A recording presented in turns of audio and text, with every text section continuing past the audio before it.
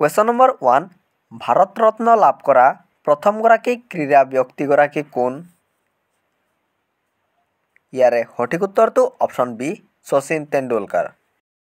Question number 2 ভাৰতৰ ভিতৰত কোনটো ডেম অৰ্থাৎ মথাউৰি আটাইতকৈ দীঘল? ইয়াৰে সঠিক উত্তৰটো অপশ্যন বি হীৰাকুদ বান্ধ। ইয়াৰ দৈৰ্ঘ্য 25.79 কিলোমিটাৰ। হীৰাকুদ বান্ধটো উৰিষ্যা ৰাজ্যত অৱস্থিত মহানদীৰ ওপৰত এই মথাউৰি নিৰ্মাণ কৰা হৈছে।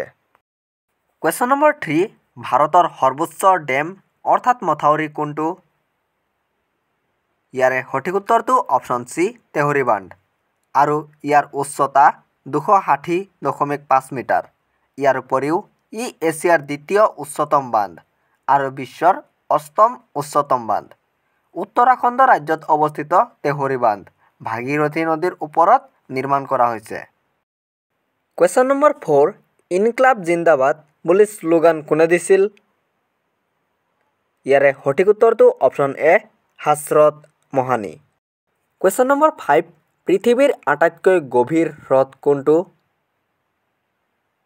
ইয়াৰে সঠিক উত্তৰটো অপশ্যন এ বৈকাল আৰু এই বৈকাল হ্ৰদ ৰাছিয়াত অৱস্থিত। কুৱেশ্যন নম্বৰ 6 ভাৰতীয়ৰ আটাইতকৈ ডাঙৰ দ্বীপ মহাসাগৰ হৈছে এ মালদ্বীপ, বি মাদাগাস্কাৰ, চি লক্ষদ্বীপ আৰু ডি সুমাত্ৰা। ইয়াৰে সঠিক উত্তৰটো option B Madagascar. Question number 7 তলৰ কোনটো হ্ৰদত সৰ্বাধিক লৱণীয়তা পোৱা যায়? ইয়াৰে সঠিক উত্তৰটো option A van lake. Question number 8 কোনটো বায়ুমণ্ডলীয় স্তৰে ৰেডিঅ' তৰংগ প্ৰতিফলিত কৰে বুলি কোৱা হয়? ইয়াৰে সঠিক উত্তৰটো অপশ্যন চি আয়নমণ্ডল। কুৱেশ্যন নম্বৰ 9 তলৰ কোনটো জীৱাশ্ম শক্তিৰ উৎস হয়? ইয়াৰে সঠিক উত্তৰটো option D petroleum. Question number 10 তলৰ কোনখন দেশৰ ভাৰতৰ সৈতে আন্তৰ্জাতিক সীমা দীঘলীয়া? ইয়াৰে শুদ্ধ উত্তৰটো option C Bangladesh. Question number 11 বিশ্বৰ ভিতৰতে ষ্টীলৰ সৰ্ববৃহৎ ৰপ্তানি কৰা দেশ কোনখন? ইয়াৰে শুদ্ধ উত্তৰটো অপশ্যন এ চীন দেশ। কুৱেশ্যন নম্বৰ 12 তলৰ কোনটো ভাৰতৰ ভিতৰত আটাইতকৈ তিতা ঠাই? ইয়াৰে শুদ্ধ উত্তৰটো option D Mawsynram. Question number 13 তলৰ কোনটো এলুমিনিয়ামৰ অক্সিজেন হয়? ইয়াৰে শুদ্ধ উত্তৰটো অপশ্যন বি বক্সাইট।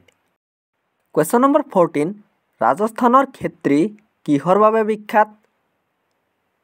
ইয়াৰে শুদ্ধ উত্তৰটো অপশ্যন এ তাম। কুৱেশ্যন নম্বৰ 15 ভাৰতৰ কোনখন ৰাজ্য সাক্ষৰতাৰ ক্ষেত্ৰত শীৰ্ষস্থান দখল কৰিছে? ইয়াৰে শুদ্ধ উত্তৰটো অপশ্যন এ কেৰেলা।